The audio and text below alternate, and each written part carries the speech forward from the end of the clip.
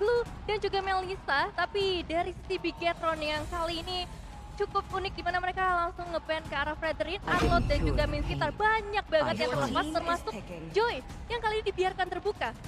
Yes, tambahkan satu hal. Ini memang Joy terbuka. Tapi mungkin itu menjadi jawaban yang sangat kuat bisa didapatkan oleh Rasi kalau adanya Franco bisa di tangan mereka. Oke. Tapi satu hal yang mungkin mereka harus perhatikan, di sini dari Joy Super Ken akan tetap digunakan. Dua present suppress akan dimiliki dari kedua belah tim. Harusnya Kaja dan juga Franco. Tapi kalau mereka nggak main Franco, mereka mungkin bisa harus mainkan satu, Kadita. Oke. Angle push dari Alter Ego ini nggak boleh ketutupan angle-nya. Mereka harus full vision, mereka harus terbuka dengan sangat bebas. Untuk gimana caranya cari tahu Kaja dari seorang KAY dan player head to head, silakan Nevin. Kalau kita lihat player head to headnya seperti biasa Sally Boy dan juga Super Ken, kedua jungler yang masih benar-benar mengerikan dari segi team fight participation. Mungkin ngelihat tren positif Bigetron juga ya dengan kemenangan mereka berturut-turut di fight participation 72,83% menandakan memang mereka sering banget dalam kondisi yang menguntungkan buat Bigetron sendiri. Tapi kembali lagi ke dalam draftingnya di mana Kari dan juga Grok ternyata yang kali ini mereka amankan. Berarti gak akan ada Franco tapi mereka punya satu chance untuk bisa menjaga atau setidaknya menghalangi dengan barrier-barrier yang dibuat oleh seorang Grok atau bahkan dengan wildcard-nya. Oke, Grok, apakah itu betul untuk Rasi? Pertanyaan aku. Bisa digeser juga sih. Ya, karena kita lihat dari head to head ya. Walaupun dari dead atau match-nya, Sally Boy ini cukup tertinggal oleh seorang Super Ken, tapi dia masih bisa catch up dari gold per minute-nya. Memang perbandingan 100, tapi ini kan dalam kondisi apa? Kondisi under. Ya. Super Ken beberapa belakangan, dia selalu posisi under. That's why dua leg dipegang sama Bigetron Alpha. Betul, betul. Dengan perbandingan seperti ini, masih bisa catch up. Masih bisa. Tapi dengan adanya Popheus dan Saken menggunakan salah satu hero favorit dia, Melissa, 1-1, hero-hero positioning, mungkin ini bisa menjadi jawaban yang cukup kuat. Tapi Aldo, aku dan player aku yakin misalnya persiapan bagus nanti hasilnya bakal ngikutin kita. Soalnya proses itu tidak pernah mengkhianati hasil. Wah. Tidak pernah. Latihan berjam-jam, Betul. tidak tidur, tidak makan. Makan dong. Itu puasa sambil ngeronda. Oh iya benar juga. Sabar dong, dengerin dulu. Belum lengkap yang Belum. ngomongnya, maaf ya. Iya. Tapi yang harus diperhatikan adalah ini program dari Bigetron adalah gimana caranya mereka early punya pressure, mereka late game juga punya pressure, dan bahkan mereka punya insurance. Bukan hanya pressure di late game, insurance. Sedangkan di Alter Ego kita tahu ada power team fight yang cukup kuat. Dan mereka akan mengandalkan Nino untuk melumat seorang Super Cat. Tapi problemnya, sebelum Nino jadi, mampu nggak Udel Rasi itu bawa ke arah situ? Betul. Early fight benar-benar diperhatikan banget pastinya nanti oleh para pemain dari Alter Ego karena baik lagi ada dua Ken di sisi Bigetron, ada Super Ken dan juga Saken yang akan nantinya berbahaya dan Franco akan langsung di-ban. Karena seperti tadi Bang Oji bilang juga ini Grok masih ada kemungkinan untuk bisa digeser untuk seorang Pai. Tapi kalau melihat dari sisi banning juga dua mid laner, Eve dan juga Faramis. Namun Farsia masih terbuka dengan cukup lebar. Bisa dibilang kalau kita ngomongin kedua mid laner ini sempat mereka bawakan juga ya. Farsia menghadapi Valentina untuk leg yang kedua. Cuman perbedaannya adalah saat ini komposisi tim yang berbeda yang akan dibawakan oleh kedua tim juga. Apakah mampu para pemain dari Alter Ego untuk masuk sampai ke bagian belakang, sampai ke posisi dari seorang Farsia ini, dan bagaimana juga dari Bigetron untuk mengatasi ultimate yang akan dibawakan oleh Valentina. Hayabusa Sanjo kali ini akan menjadi orang yang akan berada di ujung tombak dari Alter Ego, di power dari objektifnya. Mereka mengamankan Hayabusa, tandanya Sally Boy akan kembali mendidih dengan darahnya. Dan di sisi sebaliknya, Edith akan baku hantam di sisi samping. Kali ini benar kata Nevin, Rasya akan menggunakan Grok kemungkinan besar. Chances sekitar ada 80%. Dan last pick dari Sorizo melawan Edith untuk menggunakan Fredrin yang sudah tidak bisa ditutup dan tidak bisa digunakan. Ini mungkin ada yang berbeda. Mungkin dari power seperti ini mereka butuh power dari durability di arah EXP lane-nya. Setuju. Masih ada Terizla yang terbuka sebenarnya untuk Bigetron kalau misalnya mereka benar-benar pengen cari yang bisa nge-protect di bagian belakang. di bagian depan supaya nanti Farsha dan juga One-One-nya bisa bebas karena mereka juga punya inisiator sebenarnya yaitu seorang Kaja nantinya. So, kira seperti apa yang akan menjadi pilihan dari Bigetron Alpha di game kali ini dan yap jatuh ke tangan Terizla. Yes, punya sisi, punya power yang kuat. Dan bahkan kita juga bakal melihat audience prediction yang akan dimiliki dari kedua belah tim ini. Oke, siapakah yang lebih unggul dari sisi audiens tapi ternyata 55% berbanding 45%. Dalam posisi alter ego yang terpuruk di posisi ke-6. Bahkan dia sempat mendapatkan 45%, inilah kekuatan dari Alter James. Dalam keadaan apapun mereka tetap solid untuk mendapatkan voting. Tapi ini dia, kita bakal melihat di mana bukan perang sarung lagi, tapi ini menentukan posisi di babak selanjutnya. Tidak ada kesempatan kedua. Yang gugur dan kalah kali ini, mereka harus pulang. So, MPL Playoff, mana tepuk tangannya?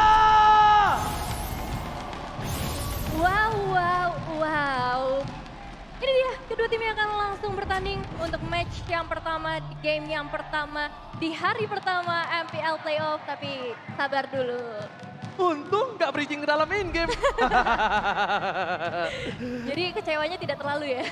Aku sudah punya was-was namanya. Bener. Udah berasa gitu? Bukan. Biasa hari pertama event. Oh. Tapi nggak apa, kita make sure ya supaya semuanya bisa berjalan dengan baik, lancar dan nggak ada hambatan. Sambil membaca-baca juga nih, 2-3 pulau terlampaui, ada Super Ken semua lari. Weh, with Super Ken we win. Wah, ini keluarga Super Ken ya. Wah, luar biasa. Halo, oh ini dari keluarga Alter Ego ya. Halo kakak-kakak. Man, hari-hari duduk di situ man. Main man. Aduh. Disuruh main gitu. Iya, ini kita juga kangen. udah katanya udah. Enggak man. Geser. Ini kan pertandingan Alter Ego, emang kamu gak kangen duduk di bangku panas di atas man. Nah, lihat tuh udah ramai, masih pagi begini. Iya ya, rame banget ya. Masih setengah 2 tuh. Hari pertama loh padahal ya. Tapi kita tepuk tangan dong untuk Biget Troopers dan juga Alter Champs yang memeriahkan opening tadi. Tepuk tangan buat kita semua dong. Karena jujur ya, aku mau apresiasi MPL Indonesia dulu. Ya. Karena mereka itu benar-benar menerjunkan langsung super fansnya. Ya. Untuk sebagai bagian dari MPL Opening Ceremony. Betul. Ikan sepat, ikan tongkol. Lanjutin. Maiden. Maiden, karir gue terancam, awas lu ya. Jangan sampai gue jualan bareng lu. MPL date enggak, MPL ngabuburit yes. Nah gini nih. Iya, udahlah. Ngabuburit. Gak usah MPL date. Nggak usah. Nanti sakit hati. Gak usah, udah ada satu. Udah ada satu ya. Nah ini dia keluarga Super Ken. Halo mamanya Super Ken, halo papa Super Ken. Ini adiknya ya? Wah, halo. Dede mau jadi kayak Koko nggak? Kayaknya kalau Bang Oce nanya agak takut ya. Cuek. Bukan cok lagi ya. Cuek. Go. Halo Cici semua, terima kasih udah mampir menyempatkan Langsung. diri langsung ke dari ini ya, MPL Playoff Arena ya. Betul, jadi buat kalian yang belum datang silahkan datang karena hari ini bakal jadi hari yang cukup panjang juga ya sambil mendukung siapapun tim yang akan bertanding pastinya. Hashtag Alter Ego win. AE win, wah ini Alter Champs nggak kenal gentar tuh lihat, mereka akan mendukung. Tapi Nevin, Ya, gue penasaran. apa tuh? Setelah kejadian kemarin yang viral, apakah ada lagi yang berani datang ke sini yang bukan official? Kayaknya udah mulai takut-takut gitu ya, udah mulai was-was ya. Apalagi, ya gue sih nggak sengaja ya. Mulut gue tuh emang suka begitu. Kan udah ada di postinnya MPL di Instagram. Apa tuh? Boleh bawa pacar asal jangan bawa selingkuhan. Yaudah kita lihat match story dulu deh. Karena emang ngelihat masa lalu itu agak sedikit enak.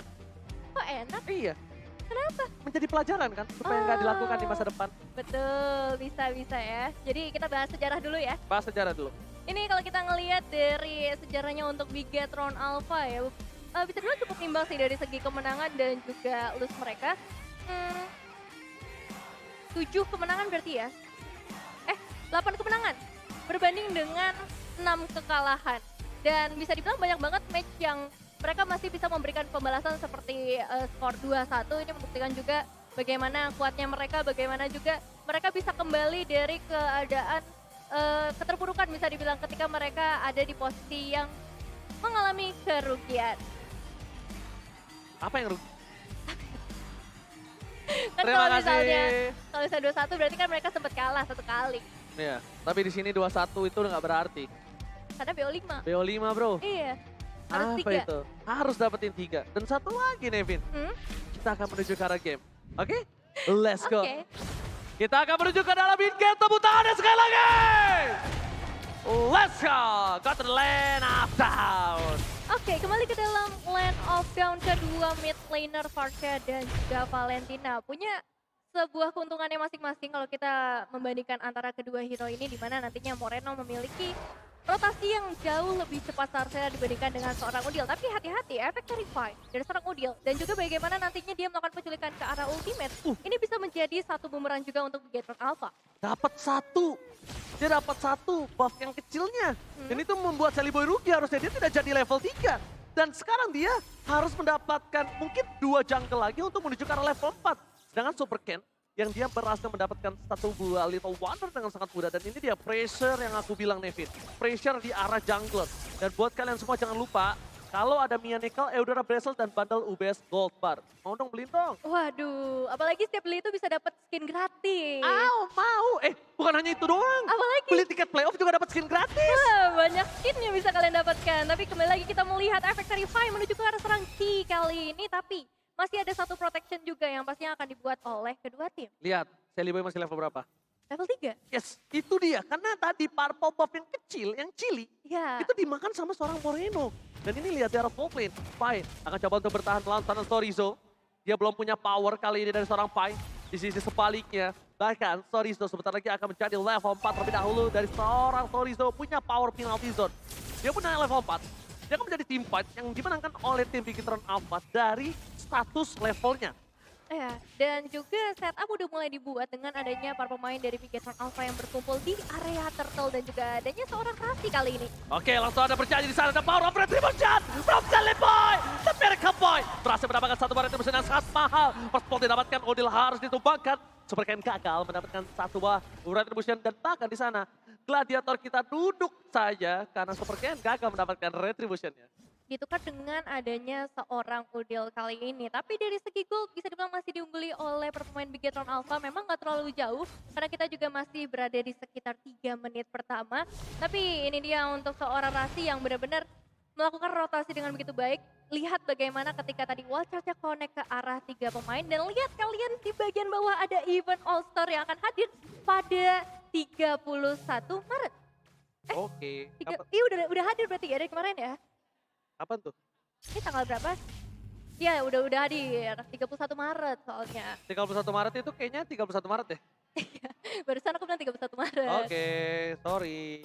Oke, dan sekarang kita akan kembali lagi ke dalam gamenya di mana Kiss Super Ken sudah mulai mendapatkan sedikit gangguan terlebih dahulu. Dan bakal langsung tiba kembali. Masih menjadi korban selanjutnya. Sakit dari belakang. Shinoki berhasil mendapatkan 1. Sally Boy dan Miracle Boy tapi terperangkap di depan sana. Dan Super Ken gagal mencoba untuk menginvasi Sally Boy dan Miracle Boy karena lihat. Itu dia, power of Nino yang akan membuat Sally Boy dan Miracle Boy akan lebih aman untuk melawan Super Ken. Kenapa lebih aman? Karena Super Ken akan benar-benar sulit untuk menempel Nino. Dia bisa terlalu besar tapi solo pickle!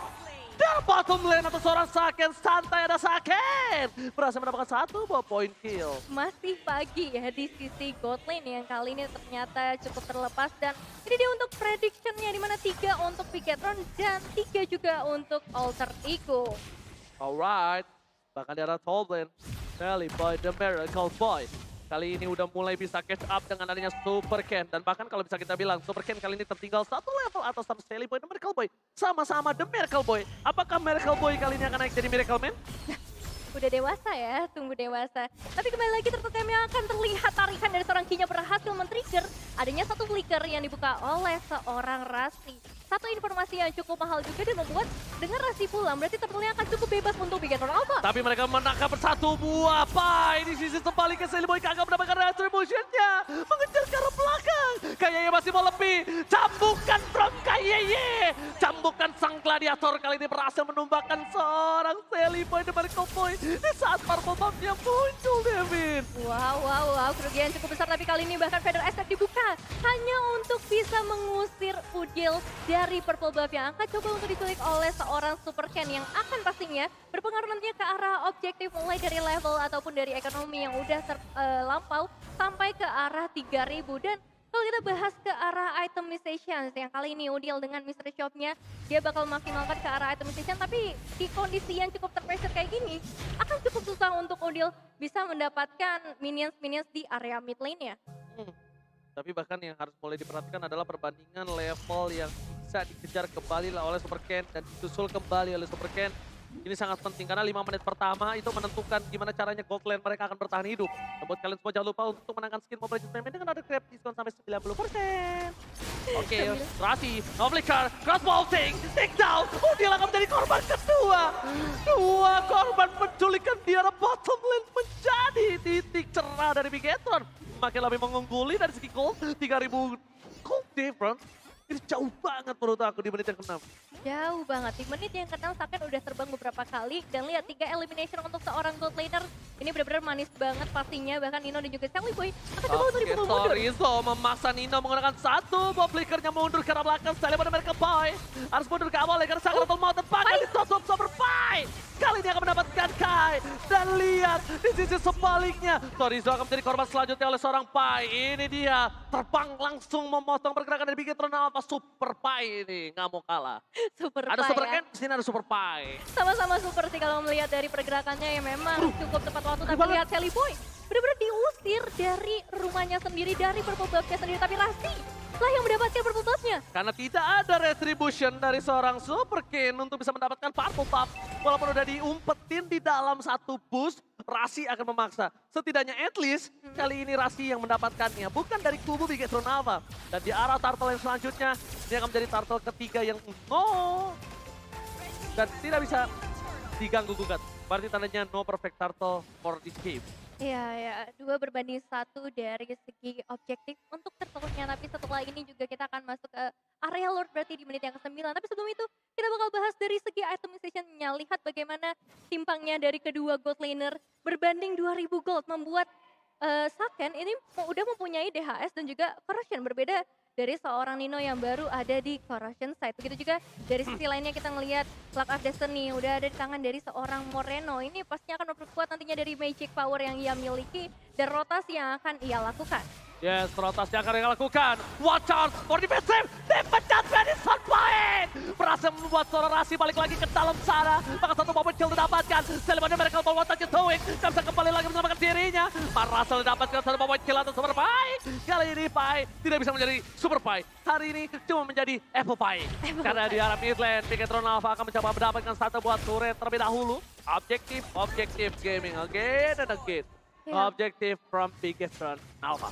3 outer turret dan juga 2 turtle. Ini harusnya sudah sangat amat berpengaruh ya untuk invasi yang bisa dilakukan oleh Bigetron Alpha. Terlihat juga dari segi gold difference yang paling signifikan karena Super Ken sih. Karena Sally Boy ada di angka 3.800-an minimal. Super Ken di angka 5.800-an, 900-an. Dan ini menandakan adanya 2.000 perbedaan. Dan satu item juga harusnya udah bisa diungguli oleh seorang Super Ken. Terlihat bagaimana invasi yang memang terus-menerus terjadi ke area buff dari Sally Boy. Memang dari seorang Sally Boy The Miracle Boy ini punya waktu di arah late game. Power prime-nya itu di arah late game. Cuma kalau late game-nya terlalu late game, ini bahaya banget untuk dari Alter Ego. Kenapa? Karena mereka ini benar-benar nggak dikasih space farming, nggak dikasih space objektif. Bahkan lihat dari Lord yang kali ini sudah hadir. Selamat datang Bapak Lord yang terhormat di babak playoff MPL Indonesia Season 11. Tapi Rasi, langsung ada crossbow tank yang putus begitu saja. Ini dia. Crossbow tank zaman sekarang beda, Nevin. Crossbow tanknya udah nggak bisa LDR. Betul. Jadi cuma jarak dekat aja, dia seperti Bluetooth. Lebih dekat ya? Iya, kalau dekat mencari perangkat yang banyak kan. Wah, tapi emang sih terlihat bagaimana juga damage yang diberikan oleh seorang Sakennya udah mulai terasa juga sedari tadi. Kali ini Lord sepertinya akan diikhlaskan saja oleh para pemain dari Alter Ego Esports. Dan ya seperti kata Ranger Mas juga ini butuh waktu untuk nantinya Sally Boy bisa memberikan power yang lebih kuat. Oke, tapi lihat David Jasmine-nya gagal mendapatkan KYY. Pai yang harus tumbang begitu saja. Sedangkan ulti di depan sana dipaksa oleh seorang Tarizo. Watch out for defensive. Shadow Kill dikeluarkan. Sakir masih selamat. Shadow Kill terbagi banyak. Oh my god, Pause! What happened? Pause terjadi kali ini. Dengan adanya team fight yang sangat besar di arah bottom lane. Kita nggak tahu apa yang terjadi di sana, tapi kayaknya pause terjadi dari kubu Bigetron Alpha. Harusnya. Oke. Harusnya ya, tapi iya harusnya dari kubu Bigetron Alpha. Baiklah, kita tunggu sejenak pastinya untuk memastikan lagi semuanya baik-baik saja. Dari keputusan referee juga pastinya yang sudah standby di area stage ya. Semangatin dulu dong, semangat Koko Ken. Nah, semangat Koko. Tuh. Lucu ya keluarganya nonton, support di debutnya pertama. Iya, iya. Dari dulu keluarga gue habis season 11 kadang dateng.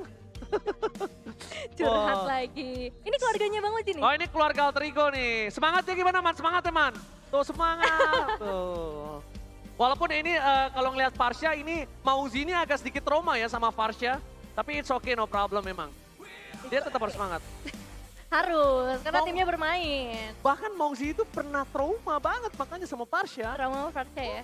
Nggak berani lagi dia ketemu Farsha. Oh iya. Sampai dulu ganti nama. Jadi apa? Antimana. Bener? Oke, ini dia. 9 menit udah berjalan ya.